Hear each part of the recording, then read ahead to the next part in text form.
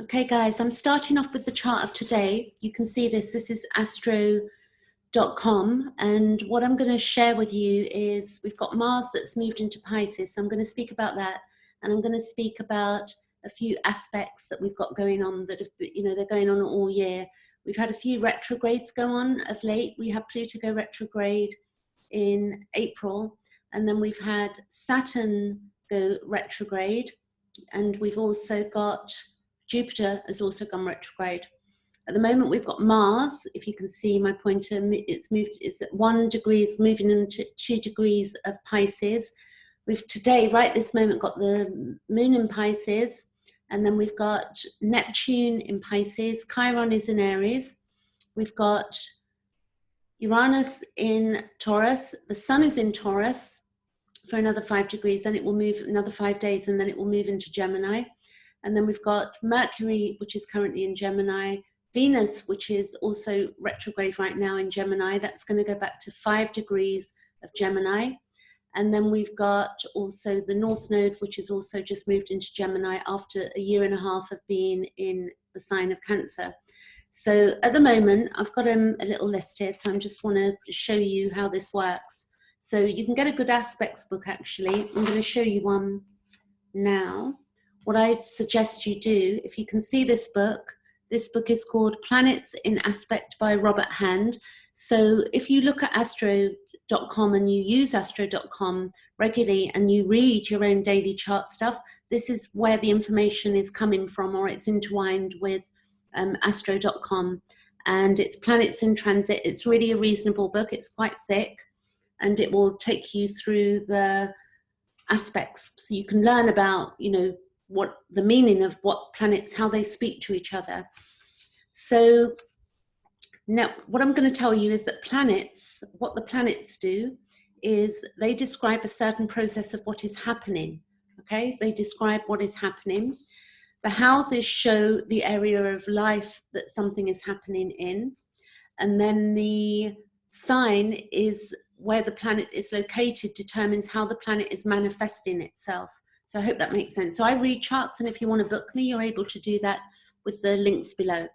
And I've, helping people because of the social distancing and whatever to understand, because we can objectify, when we take a chart, we can objectify our lives, understand what we're feeling, and then look at where we're heading and begin to solve some of our own deeper questions and become whole. That's the whole point of astrology. It's like, I want to become whole, and it's like, so it's an exploration of self. So we've currently got Pluto conjunct Jupiter, and they are both in Capricorn, and they're all going to go, Saturn's going to be going it's retrograde, and it's going to catch up with Jupiter, and then they're all just going to meet up again. This big conjunction happened on the 12th of January 2020, which showed the breakdown of structure as we currently know it. And it's worth, maybe looking at some videos on YouTube with regard to that. So that would have been the Pluto-Saturn conjunction 2020. Lots of astrologers spoke about that. We've got the sun is squaring Mars at the moment. So if we look at the sun, and we can see that there's a square and it goes to Mars. So the squares are in red, okay? The sun is also trining Jupiter. So the sun is trine Jupiter, and Jupiter's over here. So a trine is the blue line. Then we got the sun is trining Saturn. So it's also trining Saturn. And then the sun is sextile Neptune. So sextile is 60 degrees. And let me show you here. We've got the sun sextile Neptune. So the sun is sextile Neptune here. So every aspect means something, and what's going on here is the planets are having a conversation with each other. And astrology is a very, very old tool that's been used from the beginning, right, it goes back BC. If you check on Wikipedia and just put how old is astrology, you can figure out for yourself and understand that man would have been looking to the stars and looking at the seasons and the moon and the waning and the waxing of the moon and full moons, and how it affected, birth and all sorts of things, the growth of crops and medical astrology as well. and so on and so forth. So then we've got the sun trining Pluto. The sun is trine Pluto. So the sun will move off the, trining these one by one as the sun moves a degree a day. The sun takes a year to go around the chart. And then we've got the moon is squaring Mercury. So the moon right now is square to Mercury. So the moon here, square to Mercury. So the moon is our emotions and it's our roots, and Mercury is our thinking. And then we would look at the sign where, in the moon in Pisces is about surrender. It's also deep creativity. It's life itself. The moon and Pisces is the 12th house. So we can go extremely deep with astrology, and I can teach you some of this stuff if you want to understand it deeper as well. So as we go on, we can see that something I want to read and another book I want to refer you to is this book here, which is Pluto, and it's called, as an evolutionary astrologer, part of my work, this is the Evolutionary Journey of the Soul, and it's Pluto 1, and it's by Jeff Wolf-Green. So please get a copy of this also on Amazon. You can get it USA or UK Amazon. And we're going to look at Pluto and briefly and Jupiter, the definition. So with Pluto in aspect to Jupiter, Pluto aspects promotes an emotionally intense need to develop the intuitive dynamic of the sixth sense that is innate in all of us. And it says these individuals have become aware of the larger social universal forces that constitute the totality of creation and have a desire to understand the underlying natural principles of laws that are the foundation of creation. So Jupiter rules Sagittarius, and Sagittarius is about higher education.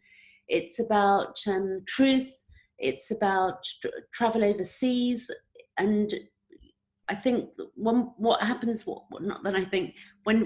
it's conjunct a planet, it changes the meaning. It gives it extra depth. So, but this is Pluto in aspect to Jupiter.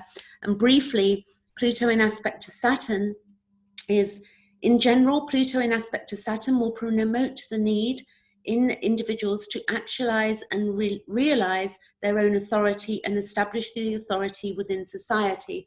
So we can see at the moment we're re-establishing authority, we're looking at truth, and Pluto is birth, death, transformation, transmutation. We're going into a whole new world, a whole new life. And for all of us, things are going to change very deeply over the coming years. We're not, going to be going back to how it was pre this breakdown of society and patriarchy. There are many changes going on, because what we also have is that we have the North Node moved into Gemini, and this means that, as we're doing shorter trips, we're doing more things local, and we're communicating through social media. There's a lot more communications going on in the sense, and a lot more discussions going on, and people are busy discussing things and analyzing things and trying to figure out truth as well. And this can be to do with siblings. So siblings are not just like, to me, I don't look at that just as blood. It's also that we're all connected. The next thing I want to look at with you, and then I'm going to show you how I would apply it to my chart. So let's just go to Mars now, going into 2 degrees of Pisces. So Mars in Pisces, it's mild-tempered and gentle and indirect. And Mars is the planet of action and assertion. So because Mars is where we assert ourselves, and that's our desire and our want, when it goes into Pisces, there's some sort of surrender going on. It's like the 12th house, so we're surrendering to something. Pisces is a passive sign that rarely asserts itself in a direct fashion. So we can see that Mars in Pisces, probably, I think it'll be the next 6 weeks, we can understand what's going on there. We've also got, let me see, right, so it's about surrender, and then it's going with the flow. It's where our self-assertion is lowered. So, we're not so as assertive. So maybe in a way, in society right now, we've had the COVID thing, we've had this breakdown in society, and now we've been through, restructuring or trying to understand to a degree, but now we're all probably going to take a little step back because there's not much we can do at the moment. So our self-assertion has been lowered, and we're, you know, in this different flow of what's going on in the way we direct our lives. We're not certain yet. Where we let life happen instead of trying to control direction. So for the next 6 weeks, it will be more about allowing things to just happen. We've got no choice, as we know. It can be like, if you have this in your chart and you've got Mars in Pisces as a natal, it can be a charming position, as Mars in Pisces don't appear like they can harm a fly. So I've read that, and, you know, very gentle. It's where we also need to find our expression.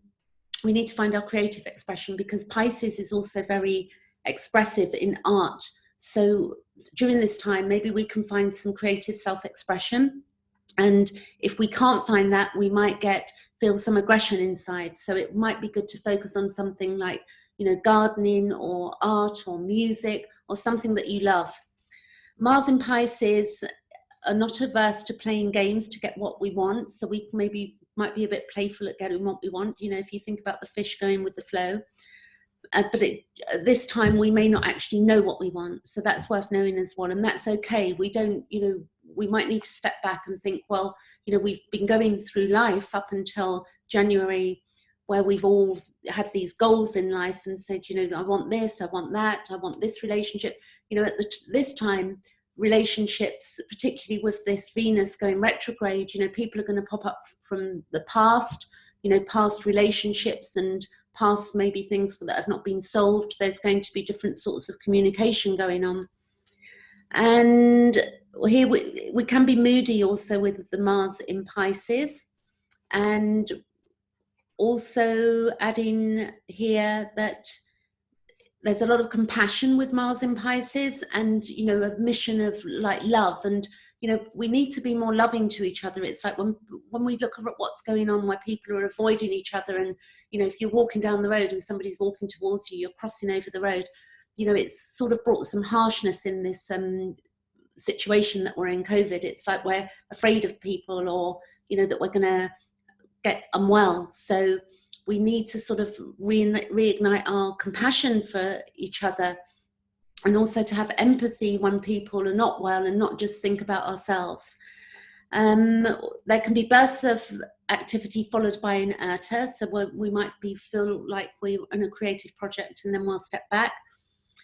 And it's about ebbing and flowing, and it's the day-to-day world, and so we need to be doing something where we can ebb in and flow out. We don't want to be stuck in something at this time, and we will need a creative outlet. So I think I've covered everything there.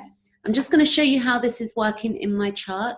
So hopefully, let's see here. This is my chart. So my Mars is in my 3rd house at the moment. And for other people, it's going to be elsewhere. So it's worth knowing that wherever you look at your chart, look at your time of birth, your date of birth as well. You can go to astro.com, and if you do need the time to know your rising sign, and then you also need to know the time once you've got your time, you're basically going to know what house that, you know, the moon is in, Mars is in. You're just going to see it clearly. This is my chart, and this is where the planets are right now for me. So I think that's it for today, and I'll put the links to the books that I mentioned below so that you can check those out. And if you want to book a session with me, you know, feel free to do that. And I'm going to keep that going till the $20 till the end of May, and then I'm going to review it.